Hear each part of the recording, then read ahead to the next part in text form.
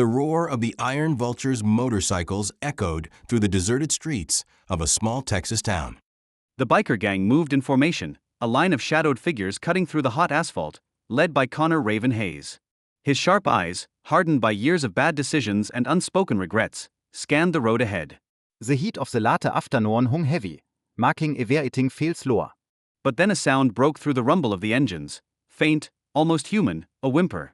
Stop! Connor barked, raising his fist in the air. The line of motorcycles skidded to a halt, their engines sputtering into silence. The sudden stillness was eerie. Tere, in the middle of the cracked road, lay a German Chefherd, motionless. Its chest rose and fell in shallow, labored breaths, and streaks of blood matted its tan and black fur. Connor swung off his bike and approached cautiously, his normally stone-cold face softening just enough to betray his concern. As he got closer, his eyes caught the unmistakable lettering on the dog's black vest, K9 unit. This wasn't just any dog. This was Duke, a police K9, and something was terribly wrong. Duke looked up at Connor, his eyes filled with pain but also something else, resolve. The dog struggled to lift his head, as though he still had a mission to complete. Connor crouched next to him, running a hand over the collar wrapped around Duke's thick neck. That's when he noticed the small camera attached to it, the red light still blinking. Withut A-word, Connor pressed the button to review the footage. The video was shaky and chaotic. Duke was running alongside a police car, his handler in the driver's seat. The sound of gunfire erupted as a black sedan swerved across the frame. Men with masks leaned out of the windows, shooting. The handler shouted commands to Duke, who darted toward the action with fearless determination. Then, the screen jolted violently before the feed abruptly ended. Connor's stomach tightened. Something awful had gone down, and now Duke was the only one left. Where's your partner, boy? Connor muttered under his breath. Duke whimpered, his eyes locked on Connor's, as though pleading for help. In the distance, the rising while of sirens broke the heavy silence. Raven, cops are coming. We need to get the hell out of here. Last thing we need is them thinking we had anything to do with this. Rick, one of the gang's senior members, shouted from his bike. Connor didn't move. His eyes stayed fixed on Duke, and in that moment, he felt a pull he hadn't felt in years, a sense of responsibility, a refusal to abandon something that needed saving. But staying meant more than just dealing with the police. It meant stepping into a mess he didn't understand, one that could blow up in his face. With the flash of blue lights appearing at the end of the street, Connor made a choice, one that would alter the course of his life forever. The sirens grew louder, and the flashes of blue and red light bounced off the cracked pavement. Connor stood frozen for a moment, Duke's labored breathing filling the tense air. Raven, we don't have time for this. If they find us here, it's over. Rick revved his bike impatiently. The rest of the gang shifted nervously, some muttering under their breath, others glancing back toward the approaching cop cars. But Connor didn't flinch. His focus was entirely on the injured K9. Rick, he growled without turning his head, get the van ready. Rick's eyes widened in disbelief. The van? You've got to be kidding me. This ain't our fight. But Connor shot him a look, the kind that silenced any argument. Now, he barked.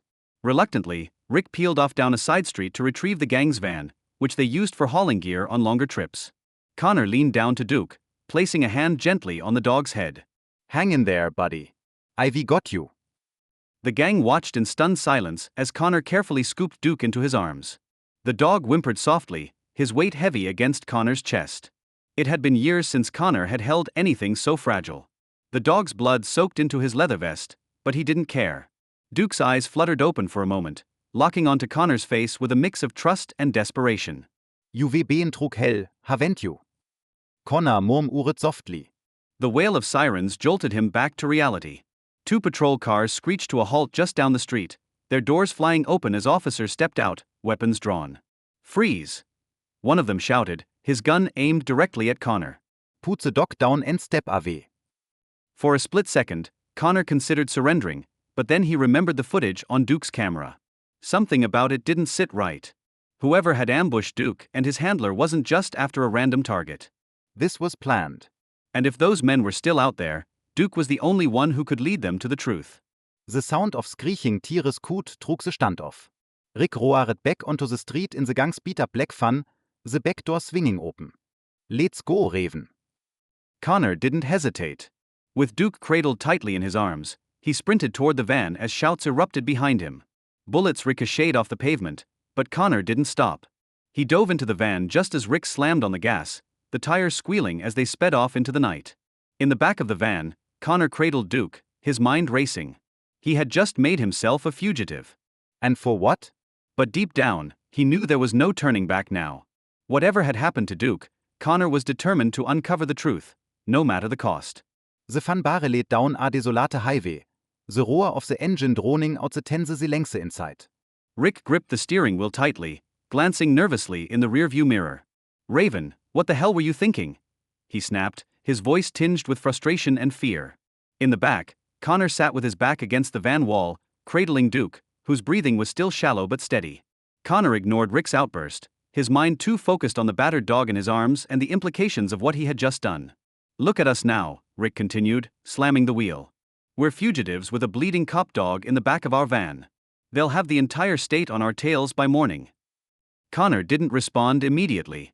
Instead, he took a closer look at Duke's camera, still in his hand. It was scratched but intact, and the footage from earlier replayed in his mind.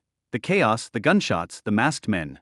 It all felt deliberate, as if someone had wanted that officer and Duke out of the way. "This isn't just about the dog," Connor finally said, his voice low. "Something bigger is going on here." Rick scoffed. Bigger? "That's not our problem, Raven. We've got enough on our plate without dragging the cops and some criminal gang into it." But Connor's gaze hardened as he met Rick's eyes in the mirror. "It is now," he said firmly. "This dog's partner is either dead or missing, and if those men come back to finish the job, they're not going to stop with him." Duke let out a weak whimper, as if to punctuate Connor's words. The sound silenced Rick for a moment, but his jaw clenched in frustration. The van turned off the main road and onto an old dirt path that led to the gang's secluded garage hidden in the woods. The hideout was a ramshackle building used for repairs, meetings, and, when necessary, laying low. As the van rolled to a stop, Connor shouted to the others. "Get the med kit and some water." The gang scrambled out, still unsure of what to make of the situation. Duke's body trembled as Connor carefully laid him down on a makeshift cot inside the garage. "Easy, boy. You're safe now," he whispered, though he wasn't entirely sure if it was true. As the gang gathered around, Rick finally lost his temper. "You re out of your mind, Raven. Do you even know what you vedone? We re criminals now. And for what? A dog." Connor straightened, his eyes locking with Rick's. "Not just a dog. Duke is evidence."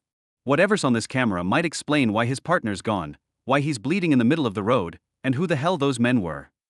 He paused, his voice dropping to a near growl. "You want to walk away, go ahead. But I'm not leaving this unfinished."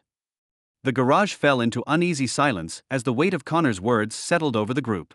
Outside, the forest was dark and quiet, but Connor could feel the storm brewing.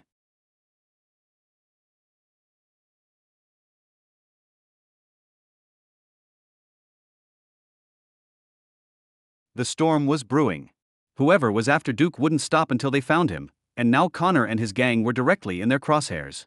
The stillness of the garage didn't last long. Outside, the distant hum of an engine broke through the quiet night. Connor froze, his eyes darting toward the open door. The sound grew louder, rumbling through the trees like an approaching storm. "Rick," Connor said in a low voice. "Kill the lights now." Rick hesitated but nodded, flicking a switch on the wall. The dim, flickering bulbs above them went out, plunging the garage into darkness.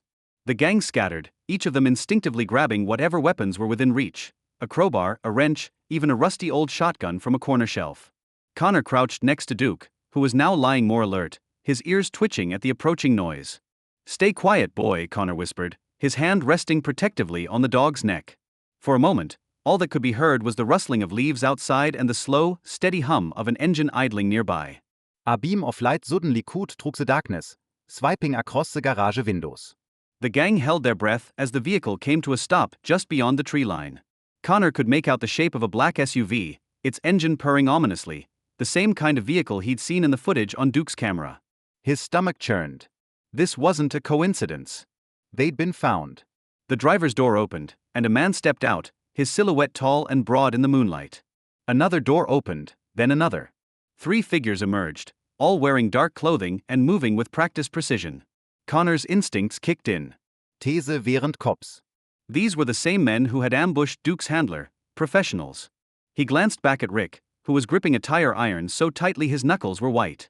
"Get ready," Connor mouthed silently. A voice called out from the darkness. "We know you're in there. Just hand over the dog, and we'll leave. No one has to get hurt."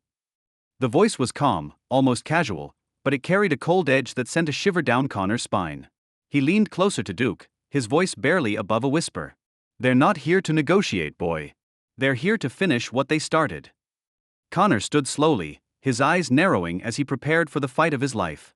In the stillness, the gang braced themselves for whatever came next. Outside, the men moved closer, their footsteps crunching on the gravel. The storm had arrived, and Connor knew there was no turning back. It was them or the truth, and Connor wasn't ready to give up either. The crunch of boots on gravel echoed louder with each step as the men outside closed in. Inside the garage, Connor's grip tightened on the crowbar he'd grabbed from a workbench. His mind raced, calculating their options. They were outnumbered and outgunned. That much was clear. But Connor wasn't the type to roll over, especially not for men like these. Duke let out a low growl, his ears pinned back as he tried to push himself up. "Easy, boy," Connor whispered. "We've got this." Though his words sounded confident, a knot of doubt twisted in his gut. Rick crouched by the window, peering out through a crack in the boards. "3 of them," he whispered. "Maybe more. Armed." Connor nodded, already expecting as much. These wären Amateurs. Their movements were too precise, their approach too calculated. One of the men outside called out again, his voice cutting through the tense air. "You've got 30 seconds to make this easy. Hand over the dog, and we'll walk away." His tone was deceptively calm, but Connor didn't buy it for a second. "Yeah, right," Rick muttered, his voice dripping with sarcasm. "They're just going to walk away." "Sure." Connor shot him a glare to keep quiet, then looked at the gang. "Here's the plan," he said in a low, firm voice. "We keep them outside. "Use the shadows. We know this place. They don't." He turned to Rick. "You take the left side. Quiet. Don't give them a clean shot." Then he glanced at the others. Stay low. Stay sharp. We hit first." The gang shifted nervously, their breaths shallow. Connor crouched beside Duke, giving the dog a reassuring pat. "Hang tight, buddy." "This is going to get messy." The dog's eyes stayed locked on Connor, as if he understood every word. Outside, the 30 seconds had passed. "Time's up," the voice yelled. With that, a bright flash exploded through the window, followed by the deafening bang of a stun grenade. The world tilted for a moment as the gang scrambled to recover. Connor's ears rang, but he forced himself to move. Instinct took over. The men outside were making their move, footsteps pounding against the ground as they approached the doors. Connor gritted his teeth, gripping the crowbar tightly. "Now," he shouted, and the gang sprang into action. The first man trug the door never SAW the wrench coming. Rick's swing landed with a sickening crack. But the others weren't far behind, and as chaos erupted in the garage, Connor realized they were in for the fight of their lives. Amid the chaos, Duke let out a fierce bark, his strength seemingly returning as if he knew the battle wasn't just about survival, it was about justice. Connor glanced at him briefly, determination blazing in his eyes.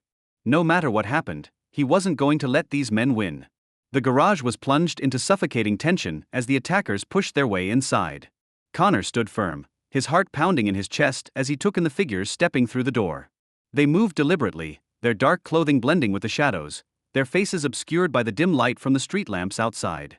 "Stay calm, everyone," Connor said under his breath to his crew, his voice steady despite the storm brewing inside him. "We know this place. Use it."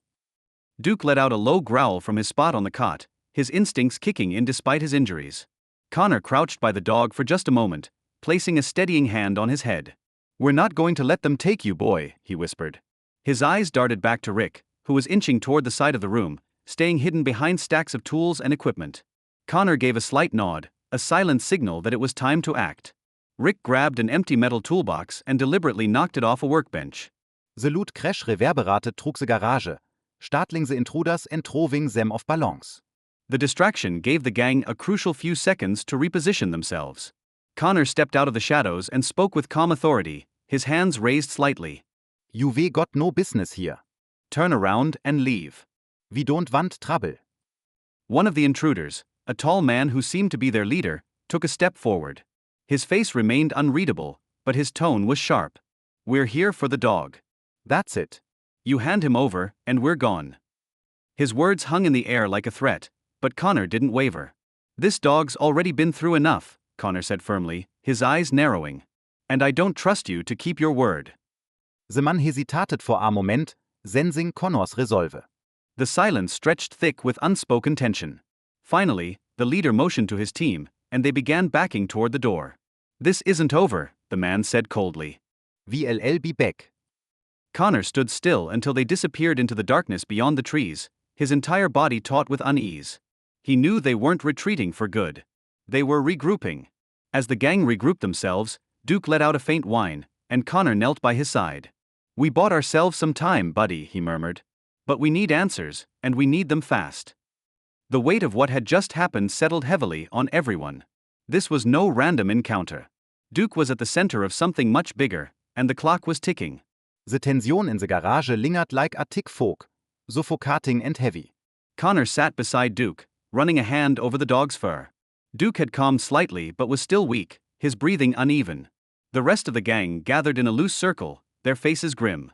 Rick, leaning against the wall with his arms crossed, broke the silence. You think they'll be back? He asked, though the answer was clear to everyone.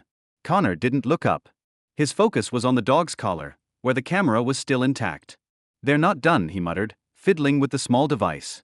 They came for him once, and they'll come again. But we need to figure out why. Whatever's on this camera is the key. He plugged the camera into an old laptop they kept in the garage. The screen flickered to life as the gang crowded around. Connor replayed the footage. The grainy video started the same as before, Duke running alongside the police car, the handler shouting commands, and the black sedan appearing again, weaving dangerously close. The masked men leaned out of the windows. But this time, Connor slowed the footage and caught something he hadn't noticed earlier, the license plate of the sedan, partially visible in a brief frame. There, he said, pausing the video. We've got a lead. Rick leaned over, squinting at the screen. So, what, you think the cops will help us with that? We're not exactly on speaking terms with the law. Connor's jaw tightened as he considered the next move. We don't need the cops, he said. We'll run it ourselves. I know someone who can trace this plate. He glanced at the group. If we can figure out who these guys are, we'll know what they're after and why they're willing to risk everything for Duke. The gang exchanged uneasy looks.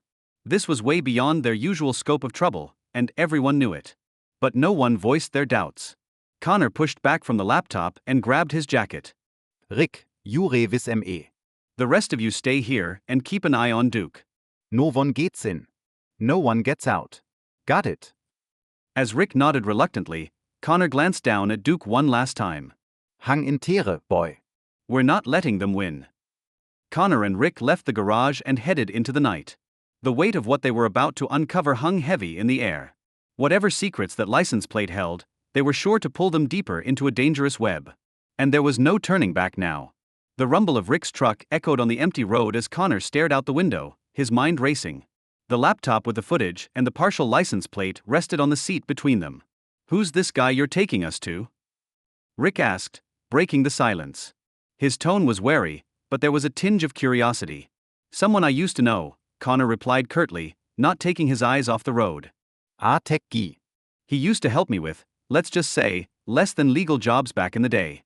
If anyone can trace that plate without questions, it's him. Rick grunted, clearly unimpressed. Great, another sketchy character. Just what we need. Connor shot him a sideways glance but said nothing. He didn't have the energy to argue. Every second they spent chasing answers felt like another second closer to danger. Duke was still back at the garage, injured and vulnerable. Those men would come back for him. Connor was certain of it. And the only way to stop them was to get ahead of whatever game they were playing. An hour later, the truck pulled up to a small, run-down shop on the outskirts of town. The flickering neon sign above the door read Gizmo's Repairs, though most of the windows were boarded up, and the building looked abandoned. This the place? Rick asked skeptically, glancing around the deserted street. Connor nodded and stepped out of the truck, clutching the laptop. Stay sharp, he said as they approached the door. Inside, the air smelled of burnt circuits and dust. The shop was cluttered with old monitors, broken hard drives, and wires that hung from the ceiling like a spider's web. A wiry man with thick glasses and disheveled hair looked up from a desk in the corner. Connor Hayes, he said, smirking. Didn't think I'd ever see you again. Gizmo, Connor said flatly. I need your help. He placed the laptop on the desk and slid it toward him. Gizmo raised an eyebrow but didn't ask questions. Instead, he booted up a nearby computer and started typing rapidly. As Gizmo worked, the tension in the room grew thicker. This plate, Connor said, pointing to the screen, belongs to a black sedan. A group of masked men used it to ambush a K9 unit. The dog survived, but the handler's missing. I need to know who they are. Gizmo let out a low whistle, his fingers flying over the keyboard. You don't do simple favors, do you? He muttered. After a few tense minutes, he leaned back in his chair and adjusted his glasses. Got something, he said. The plates are registered to a shell company. Nothing unusual there. But the address tied to it. He turned the screen toward Connor and Rick, his expression grim. It's a warehouse about 2 towns over. Not exactly a friendly neighborhood. Connor stared at the screen, his jaw tightening. This was it, the lead they needed. But as the pieces started coming together, a sense of dread settled over him. Whatever was waiting at that warehouse wasn't going to let them walk in and out easily. And they were running out of time to prepare. The drive to the warehouse stretched in intense silence, with only the low hum of the truck engine filling the void. Connor stared ahead, his mind running through every possible scenario. Next to him, Rick was gripping the steering wheel tightly, the tension clear in his rigid posture. You know we're probably walking straight into their trap, right? Rick finally said, his voice edged with frustration. Connor glanced over briefly. Yeah, he replied quietly, his voice steady. But if they wanted Duke, there's a reason. And we're not turning back until we know what it is. When they reached the edge of the industrial district, the truck rolled to a stop just shy of the address Gizmo had given them. The warehouse loomed in the distance like a ghost, its metal walls rusted and dented. The faint glow of yellow floodlights spilled out from inside. A chain-link fence circled the perimeter, topped with barbed wire, and a few security cameras were mounted near the entrance. Looks quiet, Rick muttered, squinting at the building. Too quiet. Connor nodded in agreement. Stay sharp. We're not dealing with amateurs. Using the cover of darkness, the two crept along the fence, keeping low and avoiding the cameras. Rick pulled out a pair of bolt cutters from the truck bed and made quick work of the lock securing a side gate. The chain clattered softly as it fell, and they slipped through, moving silently toward the warehouse. As they approached, Connor could hear faint voices inside, muffled but calm. They weren't expecting trouble. Not yet. Inside, the warehouse was cavernous. The air was stale and thick with the smell of oil and rust. Rows of crates and shelves created a maze of shadows, and the faint hum of machinery reverberated through the space. Connor led the way, his steps careful and deliberate. As they rounded a corner, a faint glow drew their attention, a table near the back of the warehouse, lit by a single bulb hanging overhead. Papers and equipment were scattered across it, along with a series of monitors displaying live camera feeds. Looks like we found their nerve center, Rick muttered, his voice low. Connor sifted through the papers on the table, his chest tightening as he pieced together the evidence. Maps of police patrol routes, lists of names and photos of officers, including Duke's handler, were laid out in chilling detail. They've been tracking the unit, Connor said, holding up one of the photos. This wasn't random. They knew exactly who they were targeting. Rick frowned, glancing over his shoulder nervously. Yeah, well, I'm guessing they know we're here now. To his words, the unmistakable sound of footsteps echoed through the warehouse. Connor tenset, turning towards an oase. From the shadows, multiple figures emerged, their faces hard and expressionless, and weapons glinting faintly in the dim light. Well, a deep voice called out from the darkness, smooth and commanding, you've certainly got guts showing up here. But now you've seen too much. Connor's jaw tightened as he stepped forward slightly, shielding Rick. They were outnumbered, and there was no easy way out. But Connor wasn't about to back down. Not now. Not when they were so close to uncovering the truth behind Duke's tragic story. Connor's breath slowed as the figures stepped closer, their faces barely illuminated by the faint glow of the overhead light. At least 6 men now stood in a loose semicircle, their leader at the center. Atal, clean Kutman in a dark jacket. His eyes were cold, calculating, and he carried himself with an air of authority that sent a chill through Connor's spine. You should have stayed out of this, the man said calmly, his voice carrying over the quiet hum of machinery. But I guess you're too stubborn for your own good. Connor didn't flinch. He stepped forward, keeping his tone steady. We're not leaving until we get answers. Why were you tracking Duke's handler? And why go after a K9 unit? What are you heeding? The man smirked, shaking his head. You really think you're in a position to demand anything? That dog is a liability. He knows too much, just like you. And Duke's handler? He got too close to something he shouldn't have. Connor's jaw clenched as he took in the implications. You ambushed him, he said, the words sharp. And you left him for dead. The leader shrugged, his tone eerily casual. We do what's necessary to protect our interests. The Händler made his quase, and now you we made yours. He gave a subtle nod, and the men around him moved forward, their steps deliberate. Connor's heart pounded, but his mind was clear. Rick, he said under his breath. Get ready. Rick nodded, his hand tightening around the crowbar he had been holding. Before the men could close the gap, Connor acted. Grabbing a nearby crate, he shoved it hard into one of the approaching men, knocking him off balance. The sound of the crate crashing to the floor echoed through the warehouse, breaking the tension. Rick swung his crowbar, catching another attacker off guard as chaos erupted. Connor's focus, however, wasn't on the fight, it was on the table of evidence. He grabbed the stack of documents, shoving them into a backpack he had brought. These papers were the proof they needed to expose whatever this group was hiding. Connor and Rick moved fast, dodging and weaving through the maze of crates as the men shouted orders and gave chase. As they reached the exit, Connor glanced back, his gaze meeting the leader's icy stare one last time. This isn't over, the man shouted. But Connor didn't respond. He and Rick bolted through the gate and back to the truck, the sound of angry voices fading as they sped off into the night. As the truck roared down the empty highway, Connor looked at the stack of papers in the passenger seat. We've got them, he said quietly, his voice filled with both relief and determination. Duke's story wasn't over yet. But now, they had the tools to make sure justice would be served. And for the first time, Connor felt like they were finally one step ahead of the storm.